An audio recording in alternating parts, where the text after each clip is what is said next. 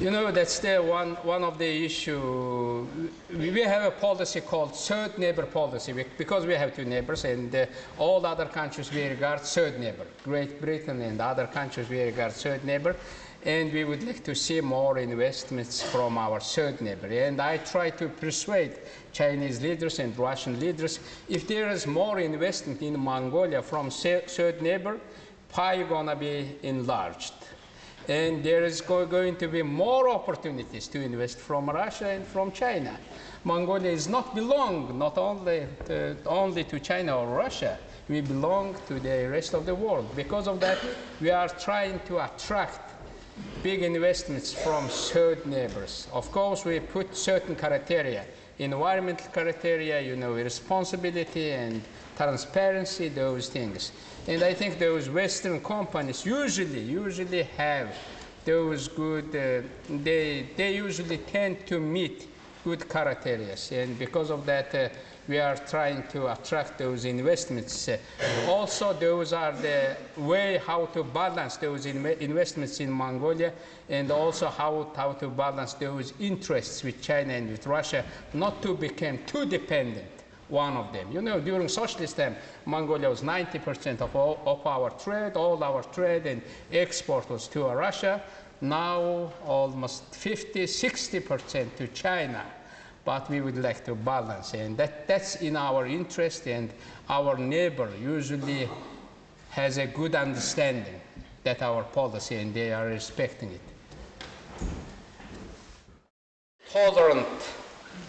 Tolerant to religion, to religious belief.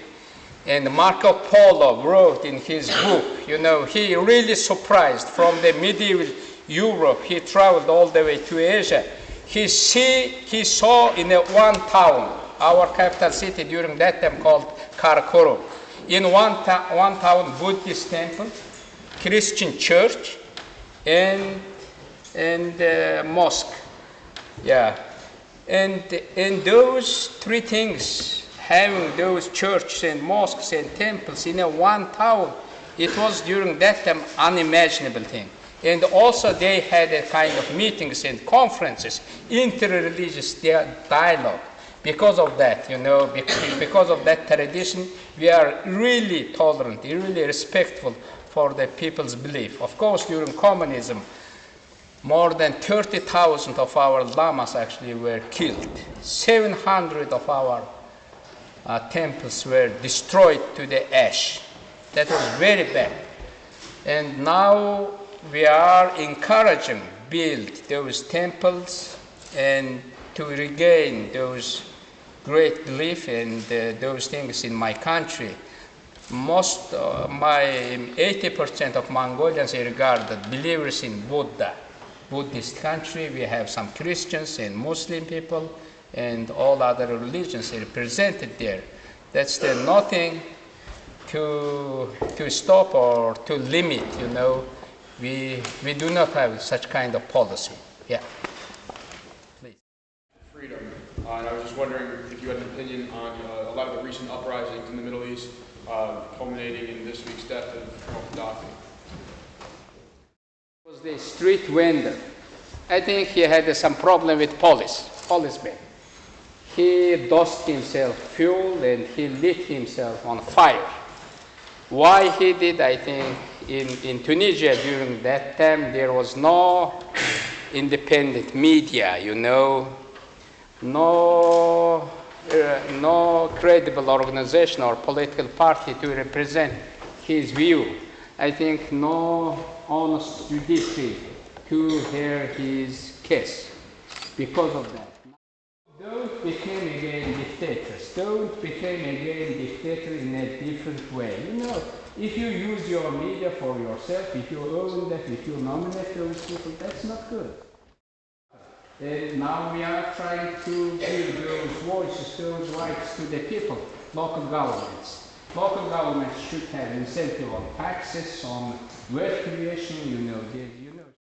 And because of that, you give more power to the people. And when you got those, when people got freedom, I really believe in the power of freedom. Why?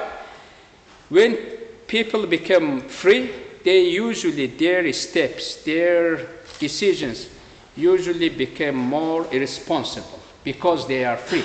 They are making their decisions. Because of that, also, when people are free, I usually hear very good news every morning.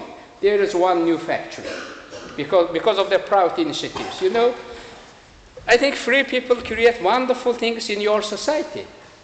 But if you are the totalitarian system, communist country, everything is initiated by the top. If you no initiate, there is no incentive for the people.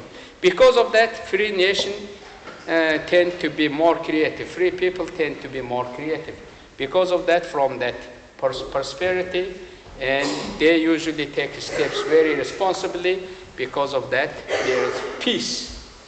And I really, one day I will go to Tunisia, to Egypt, and to other countries to meet just with those people and to exchange my views and our lessons with them. When I end up my presidency, I will never go to other political jobs, and I will be free man and traveling to other countries, giving lectures, you know, meeting young people and sharing my experiences. That's it. That's my dream. Please. Population, that's not healthy. And the smoke, pollution, and every bad thing's there. And because of that, now we are facing that challenge. Also, infrastructure is very bad. And now we are trying to solve those problems and disperse, you know, encourage people to live in a countryside. Mongolia has 1.5 million square land. I don't know how many times of Great Britain, maybe 2-3 times. And Mongolia is the most sparsely populated country in the world. In every square kilometer, there are only 2 men. You know, we have much more space to live.